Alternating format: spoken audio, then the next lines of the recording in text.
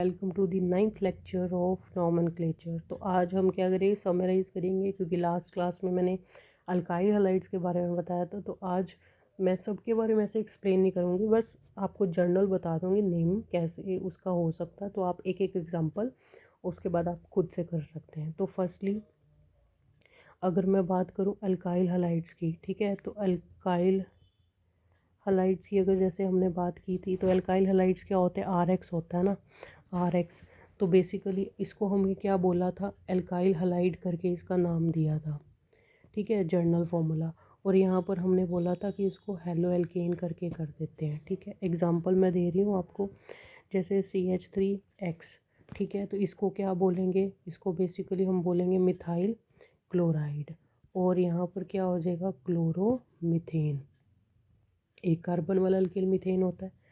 अब इसके बाद हमारे पास जो जाएगा एल्काइल हैलाइड के बाद हम बात करते हैं एल्कोहल्स की। एल्कोहल्स क्या होते हैं, ROH होता है। तो यहाँ पर हम क्या लिखते हैं, एल्काइल एल्कोहल, ठीक है।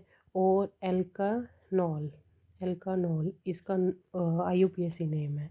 तो एग्जांपल मैं एक कार्बन वाले अभी लेके चल रही हूँ, तो ये क्या होगा, मिथाइल एल्कोहल इसका नाम होगा कॉमन, और ये आ जाएगा मिथेनॉल, ठीक है। अब इसके बाद अगर मैं बात करूँ तीसरा तीसरा बात करती हूँ ईथर्स। और एक और बात, लास्ट जो लेक्चर था उसमें मैंने बोला था गलती से CO जो होता है वो ईथर बोल गई थी मैं, लेकिन CO ईथर नहीं होता, वो एस्टर होता है। ROR जो होता है, बेसिकली सिंपल O जो होता है वो ईथर्स के अंदर होता है। तो ईथर्स ROR डबल डैश। अब ये आर और ये आर दोनों डिफरेंट भी हो सकते हैं, सेम भी हो सकते हैं। तो हमने दो एग्जांपल यहाँ पर करने हैं, जब सेम हो और जब डिफरेंट हो। तो बेसिकली इसका कॉमन नेम क्या होएगा, डाई अल्काइल ईथर। और यहाँ पर क्या हो जाएगा, एल्कोक्सी एल्कीन, ठीक है। थोड़े से एग्जांपल करोगे सब नाम याद हो जाएंगे। तो एग्जांपल अगर मैं सेम वाला लेके चलती हूँ, CH3O CH3, तो सेम है, तो सेम, तो डाई डाई दोनों सेम क्या है, मिथाइल, डाई मिथाइल ईथर। और यहाँ पर क्या आ जाएगा, मिथॉक्सी मीथेन, ठीक है। मिथॉक्सी मीथेन मतलब हमने इसको तोड़ दिया, तो जिसके साथ हो गया उसको हमने मिथॉक्सी बना दिया, और दूसरा वाला जो बचा वो मीथेन हो गया, ठीक है। अब कुछ कहेंगे कि मैम यहाँ पर तो CH3 तो मिथाइल होता है, तो आपने मीथेन क्यों लिखा है। तो बेसिकली ये एक सिंगल बॉन्ड है सारे इसके अंदर, और इसलिए मैंने इसके अंदर एन लिखा है। और दूसरी बात ये कि जब किसी भी नेम का एंड करना होता है तो हम एल्काइल से एंड नहीं करते। एंड हमेशा मिथेन या एन या एन ईन, या मतलब हर फंक्शनल ग्रुप के नेम से होता है, एल्काइल से नहीं होता। एल्काइल का मतलब ये होता है कि ये इनकम्प्लीट है। उसके बाद क्या है, एग्जांपल अगर CH3CO CH2CH3 कर दें, ये एग्जांपल O के एक साइड पे डिफरेंट है, एक साइड पे डिफरेंट है ग्रुप, तो इसका नेम क्या हो जाएगा, ये क्या मिथाइल ग्रुप, और इधर है इथाइल ग्रुप। ABCD के अंदर E पहले आता है, M बाद में आता है, तो इसका नाम हो जाएगा इथाइल मिथाइल ईथर। तो ये होता है कॉमन नेम। लेकिन साइंटिफिकली IUPAC नेम के अंदर आप क्या देखोगे कि छोटे वाले को हमने क्या कर दिया, जो O के साथ अटैच कर देते हैं ये ग्रुप को, मतलब हम मान के चलते कि ये CH3CH2 वाली एक चेन है, उसके अंदर OCH3 हमने ऐड किया, तो ये नेम क्या हो जाएगा, मिथॉक्सी इथेन इसका नाम हो जाएगा, ठीक है। अगर आपको ईथर्स के अंदर कन्फ्यूज़न है, मैं एक दो और एग्जांपल आपको करवा देती हूँ। जैसे CH3CH2O CH2CH3, इसका अगर मैं कॉमन नेम लेके चलूँ तो इसका नाम हो जाएगा डाई इथाइल ईथर, ठीक है, ये इसका कॉमन नेम है। लेकिन अगर मैं इसी की ही बात करूं तो आपने O वाला एक लेके चलना, अब दोनों सेम है तो आप कोई भी ले सकते हो, इथोक्सी इथेन ही दोनों में नेम आएगा, ठीक है। और अगर ये बेंजीन लगाओ तो COCH3 हो, इसका नाम क्या हो जाएगा, बेसिकली मिथाइल, ठीक है। अब ये मिथाइल ग्रुप, अगर ये बात करूँ, ये मिथाइल ग्रुप होता है और ये क्या होता है, फिनाइल ग्रुप होता है, ठीक है। तो मिथाइल M पहले आता है, P बाद में आता है, तो मिथाइल फिनाइल ईथर। और इस ग्रुप को हम एनिसोल करके भी बोलते हैं, ये भी कॉमन नेम है इसका, ठीक है। तो अब इसके अंदर बात करूँ तो ये छोटे वाले को हमने O के साथ ज्वाइंट करना है, तो इसका नाम हो जाएगा मिथॉक्सी बेंजीन। सिमिलरली अगर बेंजीन के ऊपर OCH2 C2H5 लगाओ तो ये 2 कार्बन वाला है, यहाँ 6 कार्बन वाला है, तो इसके साथ हमने O लगाना है। तो यहाँ पर क्या हो जाएगा, इथॉक्सी बेंजीन इसका नाम हो जाएगा। और वैसे ये क्या पड़ेगा, इथाइल फिनाइल ईथर, इसको हम फेनेटोल करके भी इसका नाम है। और इसके बाद अब ये जो, और एक और बात क्या होती है कि अगर आर आर दोनों सेम हो तो हम उसको बोल देते हैं सिमेट्रिकल ग्रुप। अगर ईथर्स के अंदर हो तो सिमेट्रिकल ईथर बोल देंगे। अगर दोनों आर जो है वो सेम नहीं है तो हम उसको अनसिमेट्रिकल ईथर्स के नाम से भी जानते हैं, या अनसिमेट्रिकल जहाँ पर भी ऐसा होगा। उसके बाद अगर मैं बात करूँ कार्बोक्सिलिक एसिड्स की, कार्बोक्सिलिक एसिड क्या होता है, जिसमें COH ग्रुप लगा होता है, उसको हम कार्बोक्सिलिक एसिड ग्रुप बोलते हैं। तो इसका कॉमन नेम अगर मैं बात करूं तो कॉमन नेम सबके अलग अलग है। IUPAC जो नेम है यहाँ पर कॉमन नेम आ जाएगा। IUPAC अगर मैं नेम की बात करूं तो एल्केनोइक एसिड, ठीक है। और रही बात अब जर्नल फॉर कॉमन नेम की, ये आपको करने पड़ेंगे। जैसे COH जो एक कार्बन वाला होता है उसको, सॉरी मैं फिक्स कर देती हूँ इसको, पेज को कर दिया। तो एक कार्बन वाला जो COH ग्रुप कार्बोक्सिलिक एसिड होता है उसको हम क्या बोलते हैं, formic acid, FORMIC, formic acid. और ये क्या है, मिथेनोइक एसिड। ऐसी अगर हम 2 कार्बन वाला लेके चलें CH3COOH, तो ये क्या होता है, एसिटिक एसिड। इसको मैंने नेम ले लिया इथेनोइक एसिड। अब ये ये तो इसके नाम के एल्केनोइक एसिड के अकॉर्डिंग आप बना सकते हो। तो 3 कार्बन वाला जो होता है कार्बोक्सिलिक एसिड, उसको हम बोलेंगे प्रोपियोनिक एसिड। और ये प्रोपेनोइक एसिड। सिमिलरली अगर जो 4 कार्बन वाला है CH3CH2 ये चार कार्बन वाला हो गया बेसिकली, तो ये हो गया ब्यूटायरिक एसिड। एक और बात कि एक कार्बन, हमने टोटल कार्बन देखने हैं ग्रुप के अंदर। कई बच्चे क्या करते हैं कि मैम ये तो एक कार्बन है, इसको देखते ही नहीं है, ये कार्बन को देखते नहीं है। टोटल हमने कंपाउंड के अंदर देखना है 2 कार्बन, तो 2 कार्बन वाला इथ हो जाएगा, ठीक है। तो ये चीज़ ध्यान रखनी है। जैसे ये है, ये 3 कार्बन वाला नोट कर लेते हैं, नहीं 3 कार्बन ये है, चौथा ये कार्बन है, तो ब्यूटायरिक एसिड हो जाएगा, ठीक है। इसको हम ब्यूटेनोइक एसिड भी बोलते हैं। ऐसे ही जो 5 कार्बन वाला है, मैंने इसको कंडेंस फॉर्मूला करके आपको बता देती हूँ। 1 3 और ये हो गए, ये टोटल हो गए 5।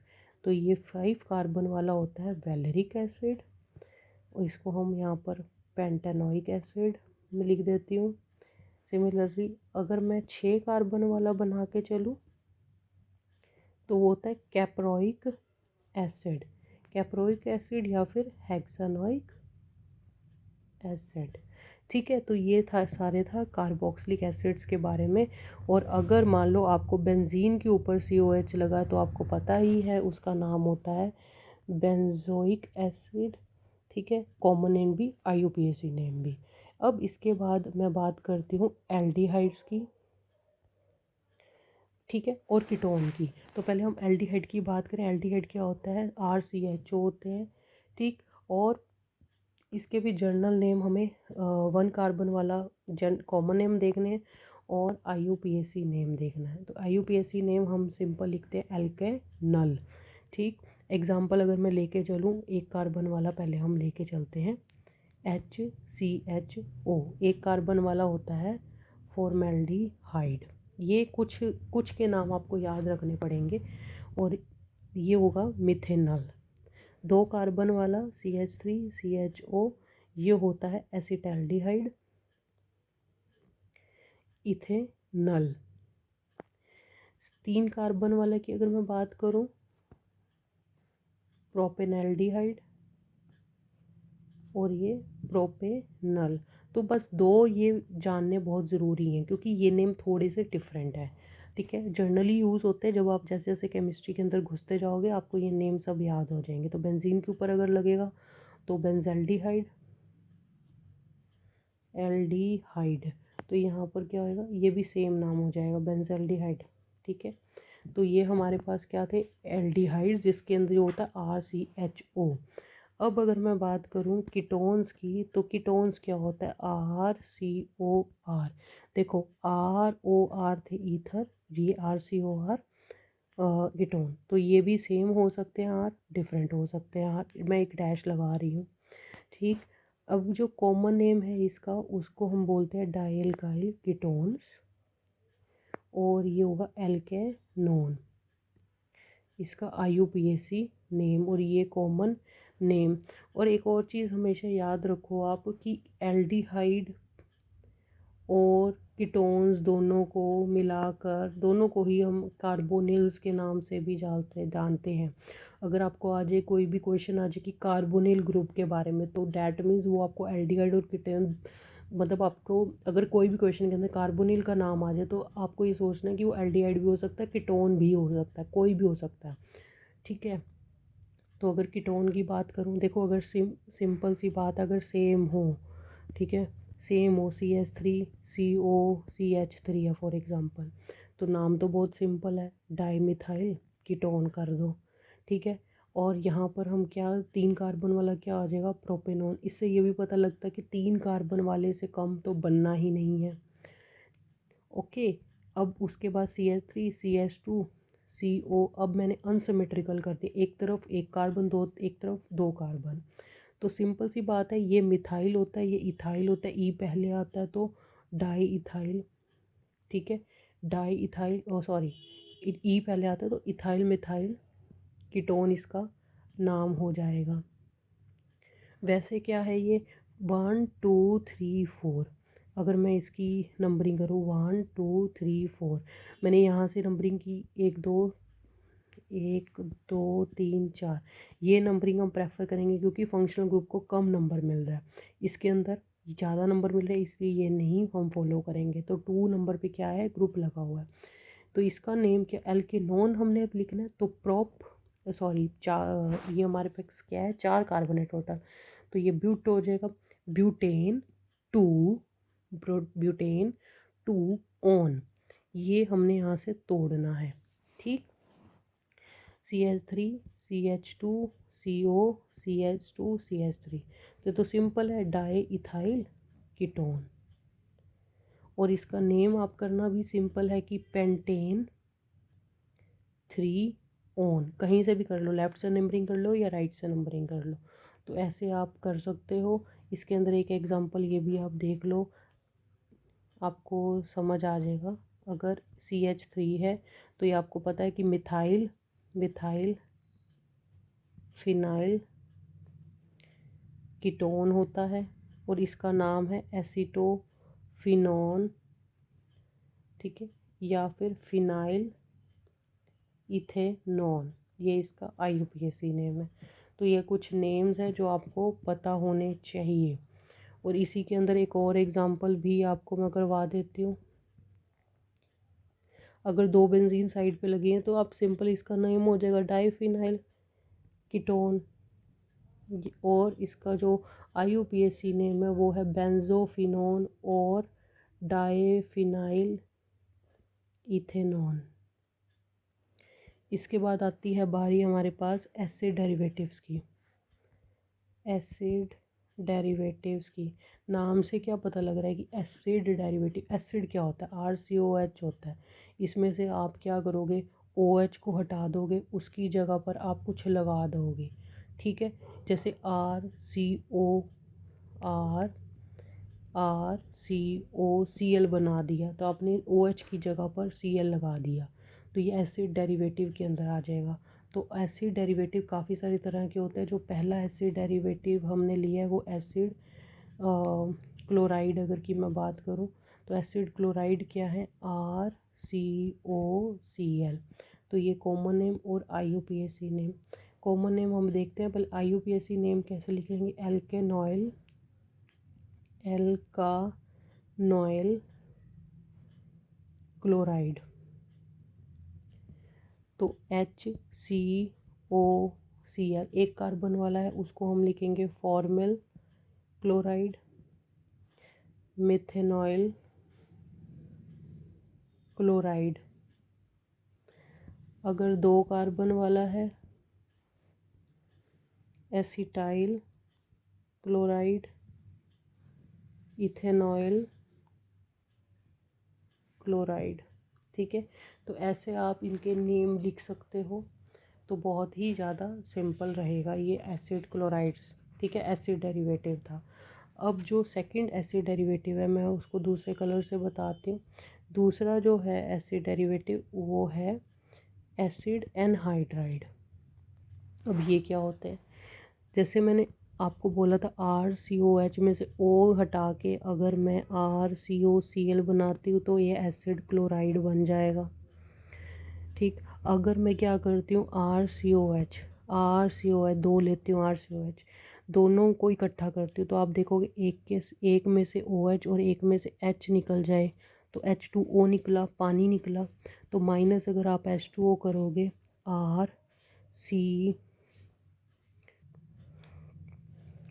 अगर पानी इसमें से निकलेगा तो RCO ऊपर वाले का यही बचा, नीचे वाले की अगर मैं बात करूँ तो RCOO बचा। तो ये आपस में बॉन्ड बना दिए इन्होंने, ORCO, ये इकट्ठा हो गया। इसको हम बोलते हैं एसिड एनहाइड्राइड। ठीक है, अभी के लिए आप ये देख लो RCOH और RCOOH दो जब मॉलिक्यूल्स मतलब इसके मिल जाते हैं तो बेसिकली पानी निकलेगा और आपस में ये बॉन्डिंग बना के एसिड एनहाइड्राइड बना लेंगे। ठीक है, अब अगर मैं इसके अंदर देखो 2 कार्बन वाला मिनिमम बनेगा, अगर तो ऐसा है तो फॉर्मिक एसिड उसका नाम फॉर्मिक एसिड नहीं आएगा, एनहाइड्राइड हो जाएगा। और उसके बाद ये क्या आएगा, मिथेनोइक एनहाइड्राइड। अगर मैं क्या कहूँ कि CH3 यहाँ पर हो, ये ऐसा कुछ हो, ये कहाँ से बना, ये बेटा CH3COH दो हमने लिए तो वहाँ से बना है ये एनहाइड्राइड। और अगर मैं इसकी बात करूँ ये कैसे बना, HCOH से बना।